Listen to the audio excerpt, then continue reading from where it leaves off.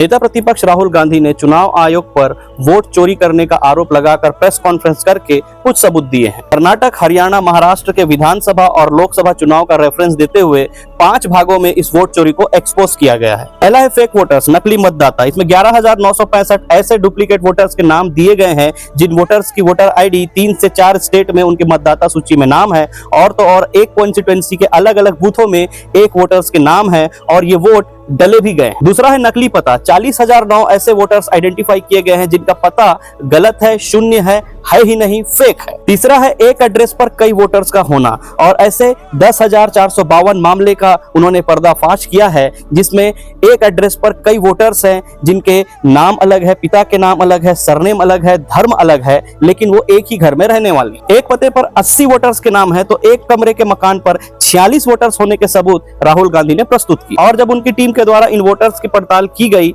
उन जगहों पर जाकर, तो ना उनका उस जगह से संबंध है, ना उस मोहल्ले से संबंध है, ना ही वहां के लोग उन्हें दूर दूर तक कोई जानते। चौथा है गलत फोटो। 4,132 ऐसे वोटर्स हैं जिनका या तो वोटर लिस्ट में फोटो ही नहीं है, या अगर फोटो है तो वो समझ ही नहीं आ रहा है, या उम्र अलग है, फोटो अलग है। अगर व्यक्ति 70 साल का है तो फोटो 20-21 साल के किसी बंदे का है। पांचवा है फॉर्म 6 का मिसयूज, मतलब फर्स्ट टाइम वोटर्स लिस्ट में गड़बड़ी। 33,692 मामले हैं जो फर्जी वोटर्स के हैं, जिनमें एक वोटर्स के 2 से 3 वोटर आईडी हैं अलग अलग बूथों पर। और मजे की बात है, इनमें वोट डले भी गए हैं क्योंकि पोलिंग बूथ अधिकारी के टिक किए हुए फॉर्म को राहुल गांधी ने सबूत के तौर पर आज पेश किया। और तो और वोटर लिस्ट में पिता के नाम पर गलत डिजिट का इस्तेमाल किया गया है, ABCD कुछ भी लिख दिया गया है। इसके अलावा राहुल गांधी ने आरोप लगाया कि 2024 के लोकसभा चुनाव में 25 ऐसी लोकसभा सीट है जिसमें जीत का मार्जिन 33,000 वोट था।